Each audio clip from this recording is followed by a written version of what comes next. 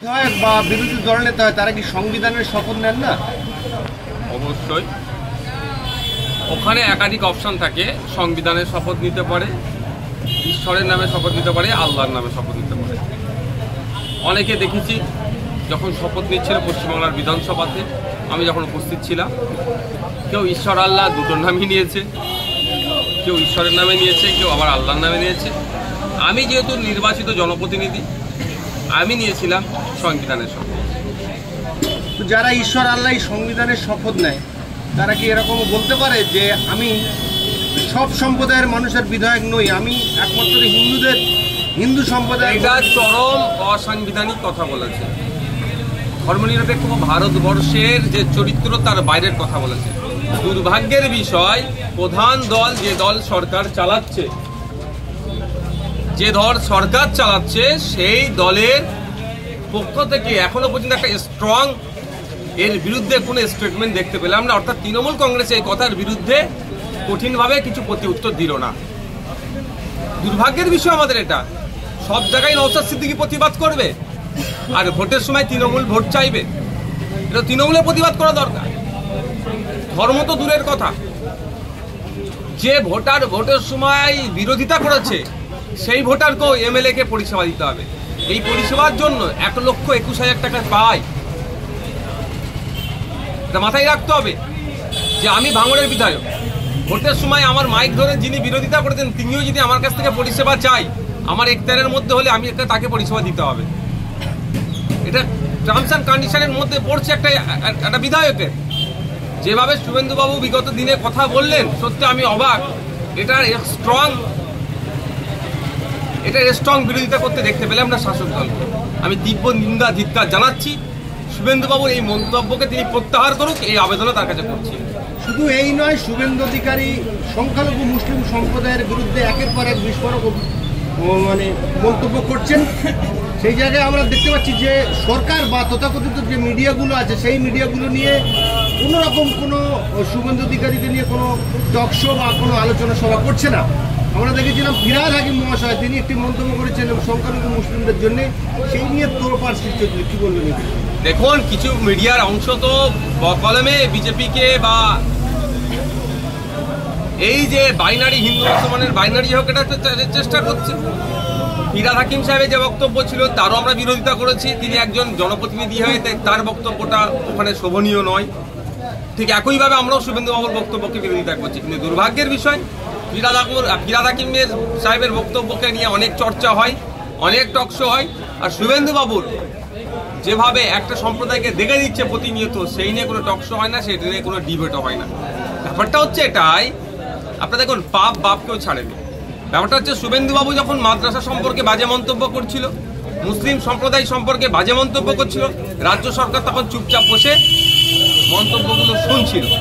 ফলে কি হলো, কদিন আগেই দেখলাম রাজ্য সরকারের প্রধানকেও আক্রমণ করে বসলো, সরকারটাকেও আক্রমণ করে বসলো। এরা প্রথমেই যখন মুসলমান বা মাদ্রাসা সম্পর্কে যখন বাজে মন্তব্য করছিল, তখনই যদি এই মন্তব্যটাকে আটকানোর জন্য ব্যবস্থা গ্রহণ করতো, প্রশাসনিক ব্যবস্থা রাজ্য সরকার, তাহলে না রাজ্য সরকারকে আক্রমণ করার সাহস পেত, না মমতা ব্যানার্জিকে আক্রমণ করার সাহস পেত। এটা তো সাহস দিচ্ছে মমতা ব্যানার্জিরা। এরা চাইছে হিন্দু মুসলমানের বাইনারি তৈরি হোক। 27% 2011 সেন্সাস অনুযায়ী 27% মুসলমান আছে। সে মুসলমানদেরকে বিজেপির ভয় দেখিয়ে তার ভোটটা আমার পকেটে তুলে নেব, আর হিন্দু ভোটের একটা অংশ বিজেপিকে দেবো। আর বিজেপি তৃণমূল মিলে শাসক বিরোধী দলে থাকবে, যে দলের দুটো শোরুম আলাদা হলেও গোডাউন এক জায়গায় নাগপুরে আছে। এই যে শুভেন্দু অধিকারী এখনো মন্তব্য, সেই জায়গায় যদি নওশাদ সিদ্দিকী কিংবা সিদ্দিকুল্লাহ চৌধুরী কিংবা শওকত মোল্লা সহ কোনো মুসলিম সম্প্রদায়ের বিধায়ক বা জনপ্রতিনিধি করতো, তাহলে কিন্তু মিডিয়া এ নিয়ে বহু চর্চা হতো। সে বিষয়ে আপনি কি বলবেন? 100% আমি সহমত। 100% সহমত। আপনি যে প্রশ্ন করেছেন 100% সহমত। যদি নওশাদ সিদ্দিকী এই ধরনের মন্তব্য করতে, এতক্ষণ এফআইআরের সরকার সুমোটো এফআইআর ভরে দিত আমার নামে, এফআইআর আমার নামে এতক্ষণ অনেক হয়ে যেত। শাসক দলের মুসলিম নেতা যদি এই ধরনের কোনো বক্তব্য দেয়,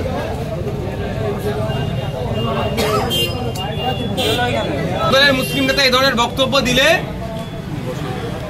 শাসক দলের মুসলিম নেতা এই ধরনের বক্তব্য দিলে এটা নিয়ে বেশি চর্চা হতো না। চর্চা হলো, এফআইআর হতো না।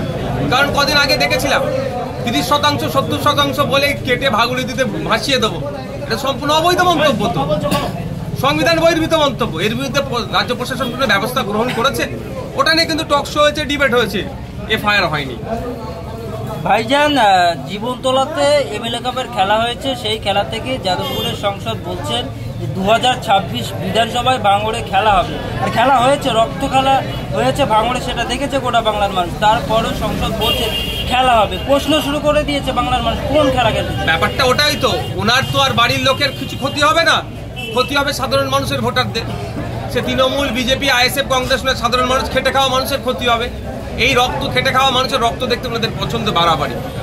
উনি দীর্ঘদিন ধরেই দেখে আসছে, মানুষকে উস্কানিমূলক কথা বলে চলে যাবেন, কিন্তু ক্ষতিগ্রস্ত কারা হবে? ভাঙড়ের মানুষ। আমি ভাঙড়ে বারবার বলেছি, আজকেও বলছি, যে সাধারণ মানুষরা মারামারি হানাহানিতে জড়াবেন না।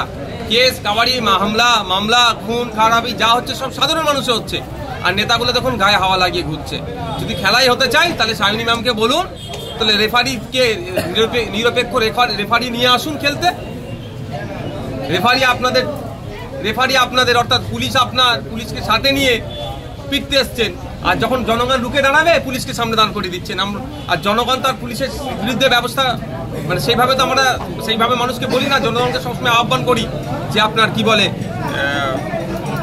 পুলিশের বিরুদ্ধে, মানে পুলিশের সাথে হাতাহাতিতে জড়িয়ে পড়বেন না, আইনের ব্যবস্থায় যাবেন, সবসময় বারবার বলি। তো আমি একটা কথা বলি, দেখুন আমার বলার কারণটা এটাই যে রেফারি ছাড়া আসুন, বলা মানে না যে মারামারি করতে আসুন। আমি এবারে কোনোদিনভাবে কাউকে উস্কানি দিতে পারি না। জাস্ট আমার বলার বক্তব্য এটা হচ্ছে, সায়নী ম্যামরা রেফারির আশ্রয়ে থেকে কাউন্সিলের টিম হয়ে অনেক বড় বড় কথা বলা যায়। কাউন্সিলের টিম, যে মাঠে আমিও তো একটা প্রফেশনাল ভলিবল প্লেয়ার ছিলাম, যে মাঠে কাউন্সিলের টিম থাকবে সেই মাঠে আমাদের জেতাটা কঠিন হয়ে যায়, যত ভালোই পারফর্ম করতাম। ও রেফারি ম্যানেজ করেও তোকে ফাইনালে তুলে দেবে, একটা কাপ রাখতে হবে, এই অবস্থায়। তো কাউন্সিলের টিম বলে অনেক গলাবাজি করছে। আপনি জানেন যে আমরা, অর্থাৎ এই ডিজিটাল মিডিয়া, বেশ কিছু সাংবাদিক আমরা বিধানসভা সহ আমরা কলকাতা হাইকোর্টে বিভিন্ন রকম বুদ্ধিজীবী, আইনজীবীদের মতামত নিয়ে সেগুলো আমরা জনসাধারণ দরবারে তুলে ধরি। সেইটাকে বন্ধ করার জন্য গতকাল একটা ডিজিটাল মিডিয়ার ক্যামেরা পার্সনকে এবং সাংবাদিককে শাসক দলের মহিলা আইনজীবী মারধর করেছে, কি বলবেন? দেখুন, কে মারধর করেছে ফুটেজ আমি এখনো দেখতে পাইনি, কিন্তু অভিযোগ দায়ের হয়েছে, এটা আমি খবর দেব। যে বা যারা সাংবাদিকদের উপরে এই গুন্ডামি, মস্তানি, আক্রমণ করেছে, তারা আমি তীব্র নিন্দা, ধিক্কার জানাচ্ছি। প্রশাসনের কাছে আমি অনুরোধ করছি, অবিলম্বে তাদেরকে চিহ্নিত করে সর্বোচ্চ শাস্তির ব্যবস্থা করা হোক। মিডিয়া আমার পক্ষে বলতে পারে, আমার বিপক্ষেও বলতে পারে, আমার ভুলটাকে তারা ধরে দিতে পারে। তথাকথিত আমরা তাদেরকে বলি গণতন্ত্রের চতুর্থ স্তম্ভ, তাদের উপরে আক্রমণ কোনোভাবেই বরদাস্ত করা যায় না।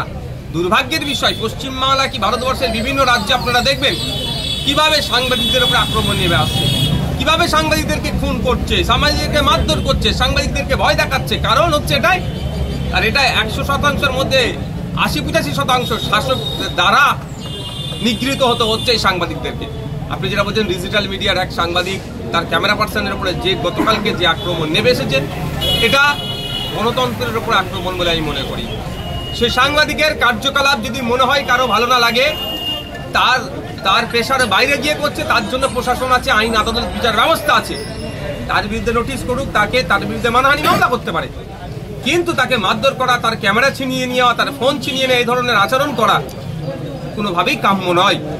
দুর্ভাগ্যের বিষয়, সারা ভারতবর্ষ নয়, সারা পৃথিবীর 180টি দেশকে নিয়ে সমীক্ষা করে এই 2024 সালে লাস্ট সমীক্ষা হয়েছে, সেখানে ভারতবর্ষের র্যাঙ্ক হচ্ছে 159, 159 আউট অফ 180। ভাবতে পেরেছেন, 180টা দেশের মধ্যে 159 র্যাঙ্কে আমরা আছি।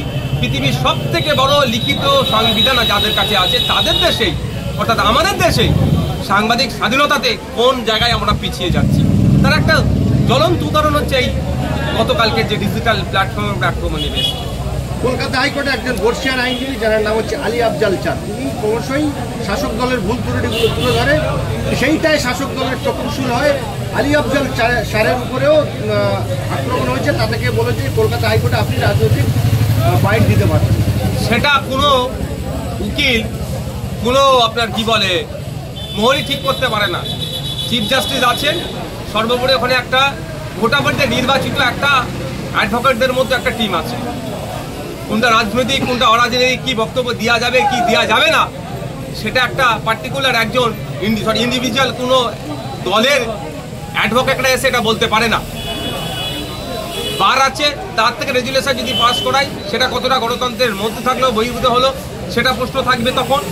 আর চিফ জাস্টিস আছেন, ওই কাস্টডিটা হচ্ছে টোটালটাই চিফ জাস্টিসের আন্ডারে। সেটা এখন দেখা যাক চিফ জাস্টিস এইটা নিয়ে কি করেন। শেষ প্রশ্ন করবো আপনাকে, আমরা দেখলাম যে বাসন্তীতে আইএসএফ করার অপরাধে 26-এ এই 21-এ আইএসএফের শহীদ মিনার সবাই গিয়েছিল জনসভায়, তার জন্যে তার বাড়িঘর ভেঙে দেওয়া হয়েছে। আমরা নিজেরা গিয়ে দেখে এসেছি, বাড়ির দেওয়াল পর্যন্ত ভেঙে দেওয়া হয়েছে। কিন্তু বাসন্তী থানার ওসি মাত্র 2জনকে গ্রেপ্তার করে এবং তাদের জামিনযোগ্য ধারা দেয়। তারা হাসতে হাসতে বাড়ি চলে আসে, বাড়ি এসে আবার যারা নিগ্রহ হয়েছে তাদের উপরে অত্যাচার চালাচ্ছে। আমরা দেখুন অত্যাচার চালাচ্ছে কি, আমাদের কাছে এখন এই খবরটা এসে পৌঁছায়নি। অত্যাচার করেছে সব ফুটিয়ে যাচ্ছে, জামিনযোগ্য ধারা দিয়েছে সেটাও আছে। আমরা উকিল সাহেবের সাথে কথা বলছি, এই এফআইআরকে চ্যালেঞ্জ করে উচ্চতর আদালতে গিয়ে কোনো মামলা করা যায় নাকি সেটাও আমাদের আলোচনায় আছে। যদি এটা সম্ভব হয় আমরা উচ্চতর আদালতে যাব। পশ্চিমবাংলায় কম বেশি 294টা সিট দখল করে রেখেছে শাসক। অভিষেক ব্যানার্জি বলছে এবার 2026-এ আমরা 214টা জায়গায় 215টা দখল করবো, তার মধ্যে পড়ছে ভাঙড়। তাহলে বিজেপির নেতাদেরকে নিয়ে কেন অভিষেক ব্যানার্জি বলছে? দেখুন ভাঙড় পড়ছে কি পড়ছে না তাদের এর মধ্যে পড়ছে, ভাঙড়ের মানুষের জবাব দেবে গণতান্ত্রিক প্রক্রিয়াতে 2026 সালে। সেটা ব্যাপার না, এদের সবসময় আপনাকে আমি বারবার বলছি, দেখুন বিজেপির দলের লিডার অফ অপোজিশন থেকে এখন বিজেপির দলের বিধায়ক শুভেন্দু অধিকারী, তার বিধানসভায় স্পেশাল অবজারভার কাউকে দিয়েছে দেখেছেন? কেন আইএসএফ এর এখানে দেওয়া হচ্ছে? সংযুক্ত মোর্চার একজনে জিতে আছে দেওয়া হচ্ছে। এখানে দেওয়ার কারণ হচ্ছে আমি হিন্দু, দলিত, আদিবাসী, মুসলমানের হয়ে আওয়াজ তুলি বলে। আমার আওয়াজকে আটকাতে হবে। আমি আওয়াজ তুলি কি, এই রমজান মাস আসছে, কাল থেকে মানুষ ইফতার শুরু করবে, এই ফলের দাম বেড়ে যাচ্ছে কেন, এই প্রশ্ন করছি বলে আমার উপরে রাগে দেয়।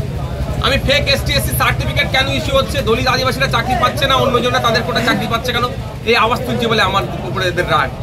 ওবিসিতে মুসলমানরা যে বঞ্চিত হচ্ছে, রাজ্য সরকার চাইলে 2 থেকে 2.5 মাসের মধ্যে এটাকে সার্ভে করে আবার ইনক্লুড করতে পারে, কেন করছে না? শুধু কোর্ট দেখিয়ে রেখেছে, এর জবাব যখন চাইছে আমার উপরে রাগ হচ্ছে। আমি প্রশ্ন করছি যে রাজ্যের প্রায় 10 লক্ষের কাছাকাছি শূন্যপদ আছে, সেই শূন্যপদগুলোতে আপনার পরিচ্ছন্নতার সাথে নিয়োগ হোক, 10 লক্ষ পরিমাণ বাঁচবে, তার আমি যখন তুলছি বিধানসভায় আমার উপরে যেন রাগ হচ্ছে। ভাঙড়ের এক জমিতে আমি এয়ারপোর্ট করতে দেওয়া যাবে না, 1 কোদাল মাটি এখানকার মানুষের এর বাইরে কনসার্নের বাইরে যদি এয়ারপোর্টের জন্য তুলে বা এয়ারপোর্টে যদি মাটি ফেলে এখানে ছেড়ে কথা বলবো না, এই জন্য ভয় পাচ্ছে, আমাকে আটকাতে হবে। এদের লক্ষ্য হচ্ছে এখানে এয়ারপোর্ট করবে একটা।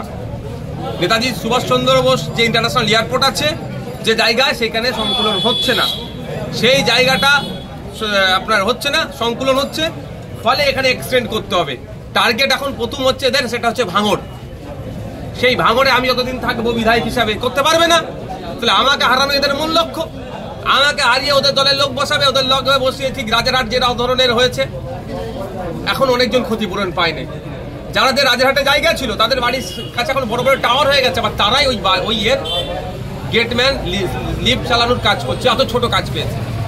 তো এই ভাঙড়ের সাথে এরকম করার প্ল্যান আছে এদের, সেই জন্য আমাকে আটকাতে হবে বা আইএসএফকে আটকাতে হবে, সেই জন্য এদের চক্কর। এবার ভাঙড়বাসী দেখুক তাদের বুকের উপরে এয়ারপোর্ট নেবে না সংযুক্ত মোর্চা তথা আইএসএফকে আবার এখানে জিতাবে, তাদের উপর নির্ভর করছে।